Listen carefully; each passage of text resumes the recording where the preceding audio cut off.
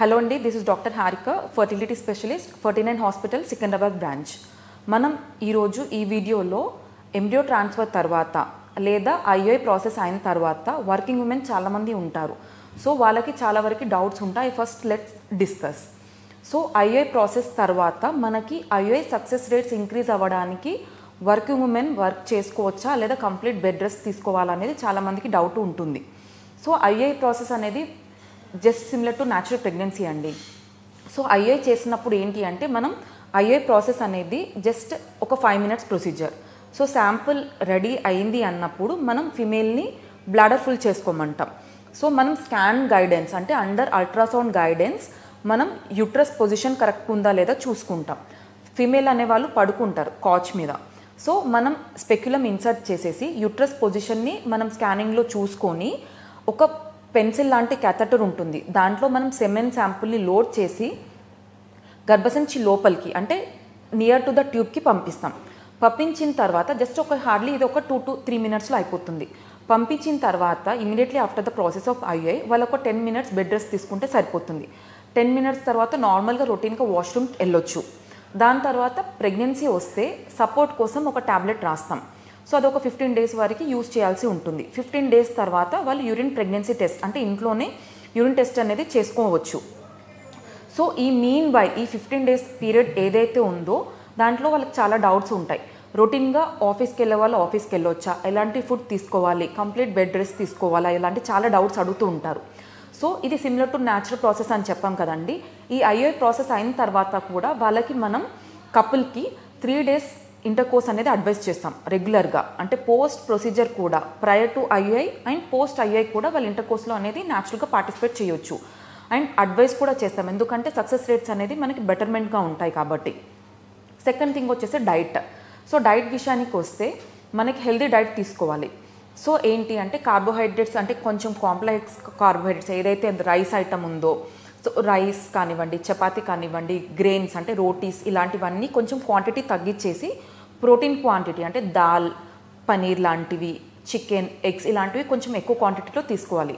And water intake కూడా adequate amount of వాటర్లో తీసుకోవాలి. ఎందుకంటే వాటర్ ఇంటేక్ తగ్గినప్పుడు మనకి యూరిన్ ఇన్ఫెక్షన్ ఛాన్సెస్ ఉంటాయి. సో యూరిన్ ఇన్ఫెక్షన్స్ వల్ల ఏమవుతుందంటే ఎనీ సార్ట్ ఆఫ్ ఇన్ఫెక్షన్ వల్ల మనకి ఇంప్లాంటేషన్ అనేది ఎఫెక్ట్ అవుతుంది.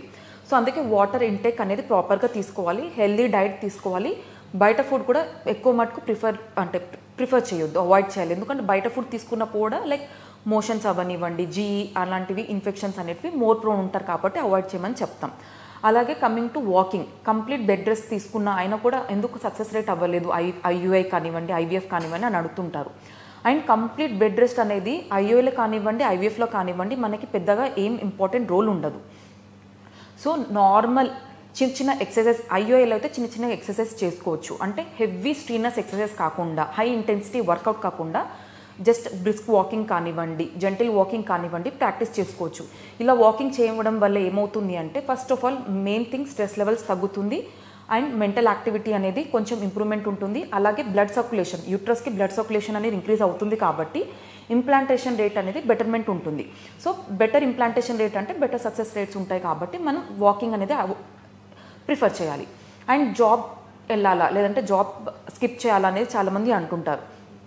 యూజువలీ మేమైతే ఒకళ్ళ ఫీమేల్ వర్కింగ్ కనుక అయితే జాబ్కి వెళ్ళమని చెప్పేసి అడ్వైస్ చేస్తాం. ఎందుకంటే జాబ్కి వెళ్ళినప్పుడు తన మైండ్ డైవర్ట్ అవుతుంది కాబట్టి స్ట్రెస్ లెవెల్స్ అనేటివి ఆటోమేటిక్గా తగ్గుతాయి.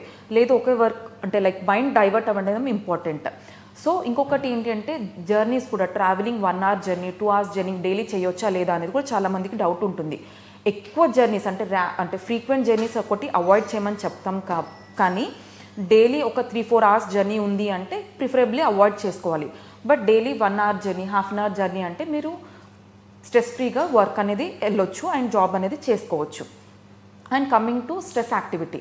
సో స్ట్రెస్ లెవెల్స్ అనేటివి చాలా ఇంక్రీజ్ అవుతున్నాయి. ఎలా చేయాలి, ఎలా ఓవర్కమ్ చేయాలి అనేది కూడా చాలామంది అడుగుతుంటారు. సో స్ట్రెస్ అనేది ఫస్ట్ ఏంటి అంటే స్ట్రెస్ని అవాయిడ్ చేయడానికి మైండ్ అనేది ఫస్ట్ డైవర్ట్ చేసుకోవాలి. సో ఇన్ కేస్ మీరు ఒక వర్క్కి వెళ్ళినట్టయితే, జాబ్కి వెళ్ళినట్టయితే prefer to do job, continue job. లేదా మీరు ఫ్రెండ్స్ గ్రూప్లో కానివ్వండి, ఫ్యామిలీ గ్రూప్తో కానివ్వండి ఎక్కువ ఇంటరాక్షన్ అవుతే ఏంటంటే మైండ్ డైవర్ట్ అవ్వడం వల్ల కూడా స్ట్రెస్ యాక్టివిటీ అనేది కొంచెం తక్కువ ఉంటుంది. అండ్ కమింగ్ టు డైట్ని డిస్కస్ చేస్తాం కదా. సో ఎలాంటివి అవాయిడ్ చేయాలని చాలామంది అడుగుతుంటారు.